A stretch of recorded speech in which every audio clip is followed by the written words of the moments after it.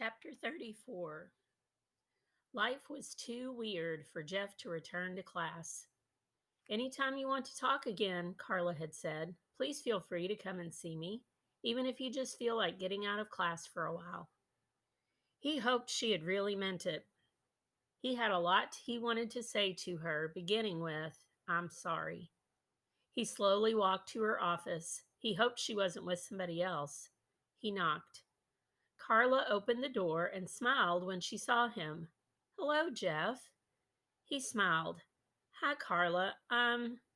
He stopped because he saw somebody else sitting at the round table. I believe you two know each other, said Carla. Jeff lowered his eyes. Hello, Colleen, he muttered. Colleen Varigold covered her face with her hands. You don't mind if Jeff joins us, do you, Colleen? Carla asked. Colleen shook her head with her hands still over her face. Jeff awkwardly sat down. Mrs. Ebel doesn't know I'm here, he said. I'll write you a note, said Carla. Colleen peeked out from between her fingers. I'm not supposed to be here either, she said. Carla turned to Colleen. So, what's the big emergency? Can you say it in front of Jeff?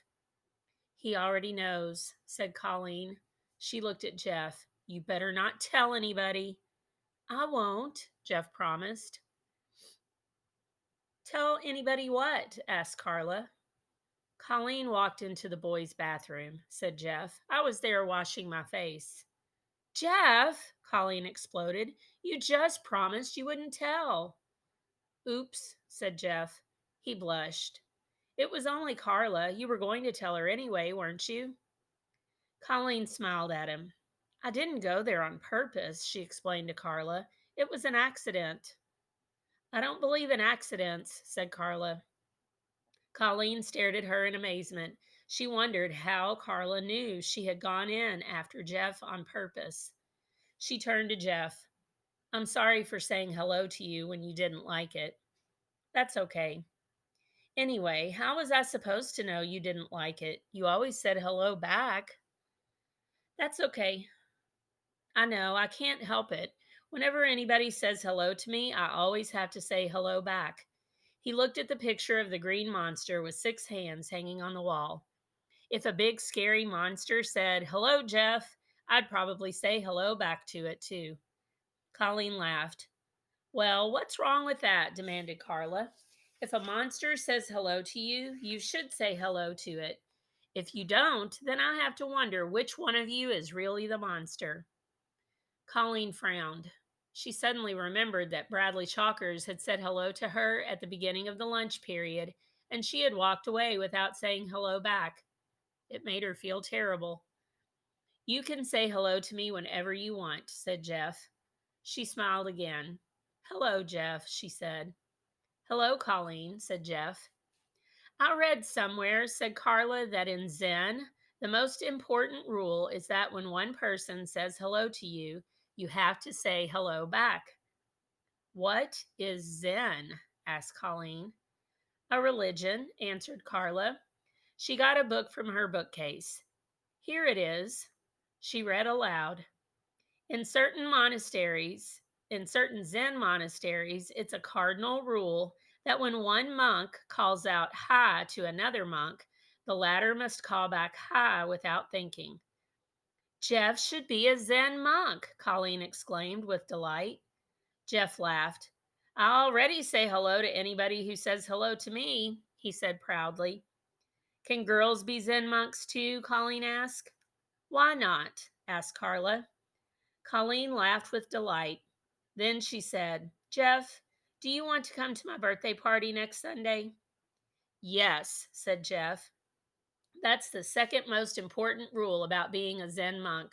Whenever another Zen monk invites you to a birthday party, you have to say yes. Colleen laughed again. You're the only boy so far, she said. I'll invite one more, but only one. I can't invite too many boys. Suddenly, she looked very serious. She knew what she had to do. Wonder what it is that she has to do. Chapter 35. Before dinner, while it was still light, Bradley's father, bad leg and all, taught Bradley how to dribble. Bradley could hardly wait to show his friends. The next morning, when the bell rang for recess, everyone hurried outside, except Bradley. First, he had to put his paper neatly in his notebook. Then, he had to mark his place in his book and put all his pencils in his pencil holder. Then, he put everything away neatly in his desk. He rushed out the door. "Hello, Bradley," said Colleen. He stopped cold. Colleen closed her eyes tightly, then opened them. With the determination of a Zen monk, she asked, "Would you like to come to my birthday party on Sunday?" Bradley stared at her. "Jeff will be there," said Colleen. "He's the only other boy. Everyone else will be girls. I would have invited you sooner, except I just found out when it was." Bradley nodded his head until his mouth worked. "Yes," he said. "Good," said Colleen, then scooted away. Bradley stared after her, then turned around in a circle as he tried to remember which way he was going.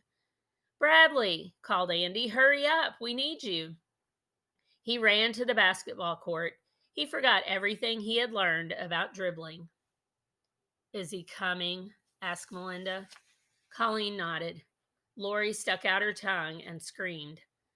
"It'll be fun," said Melinda. "Bradley's not the same as he was. I think he's gotten better." "Oh, you can't come anymore, Melinda," said Colleen. "Why not?" she asked, obviously very hurt. "Because they're coming, and you beat them up." "But they started it." Colleen stared at her, hands on hips. She couldn't believe Melinda was being so unreasonable. "I thought I was your best friend," said Melinda. "You are," said Colleen, "but they're boys." "Oh, okay, you can come, but you better not cause any more trouble." "I thought I was your best friend," said Lori. That night, Bradley lay in bed, too excited to sleep. He couldn't wait until tomorrow when he'd see Carla again. He had so much to share with her, and it was all because of her magic book. He turned on the light above his head and read aloud to Ronnie and Bartholomew. They laughed whenever he did. "I just met Ace. He's my parents' lawyer. Guess what? He's crazier than my aunt and uncle put together. The first thing he said to me was, 'Do you like peanuts?' 'They're okay,' I answered. 'Good,' he said. He gave me a peanut and I ate it. 'Do you want another peanut?' he asked. I shrugged. So he gave me another peanut and I ate that one too. Big deal. 'You must really like peanuts a lot,' he said. I told you he was crazy. 'I want you to remember that,' he said. 'If anybody asks you, you really like peanuts a lot.' 'Okay, I really like peanuts a lot,' I said.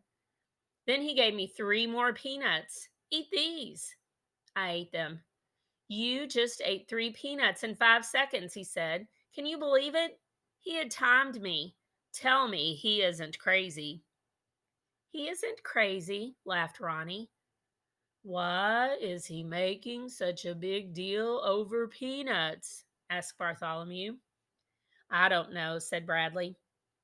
There was a loud knock on his door, then his father entered. "It's past your bedtime, Bradley," he said. "Okay," said Bradley. He reached for his light. "Oh, you were reading," his father noticed. "Well, that's all right then. You can stay up if you want to read." Bradley smiled. Once again, the magic book had kept him from getting into trouble. "So, what did the kids think of your dribbling?" "I forgot how," Bradley admitted. He hated to disappoint his father. "I guess we need to practice more," said his father. "Maybe this weekend I'll put up a backboard on the garage." He said goodnight and walked out of Bradley's room. "Come on, I want to hear about the peanuts," said Bartholomew. Bradley continued reading. So then he said to ask me, "Are you good at math?" "Well, I don't like to brag, but math happens to be my best subject. Big deal." "Okay, here's a math problem for you," he said. "If you can eat 3 peanuts in 5 seconds, how long would it take for you to eat 50,000 peanuts?" I got out a pencil and paper and figured it out. About 23 hours and 9 minutes. That's less than a day, isn't it? He asked. Yes, I said. There are 24 hours in a day. He's supposed to be my parents' lawyer, and he doesn't even know how many hours there are in a day. Remember that, he told me. If anybody asks you, you can eat 50,000 peanuts per day. I laughed. Who would ask me that? The police. The chapter ended there. That takes us to chapter 36.